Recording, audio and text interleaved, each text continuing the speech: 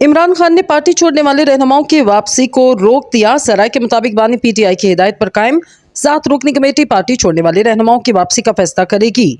जराये का कहना है इस कमेटी की सरबराही शाह महमूद कुरैशी करेंगे, जबकि कमेटी में असद कैसर, हामिद खान, शहरियार अफरीदी, बैरिस्टर गोहर और शिबली फराज शामिल होंगे।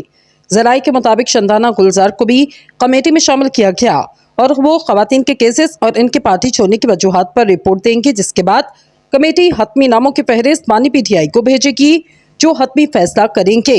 जराये का बताना है कि पार्टी की आदत ने इमरान खान की रिहाई तक किसी भी रहनुमा की पार्टी में वापसी को रोक दिया और बानी पीटीआई की रिहाई के बाद ही रहनुमाओं की वापसी का फैसला लिया जाएगा।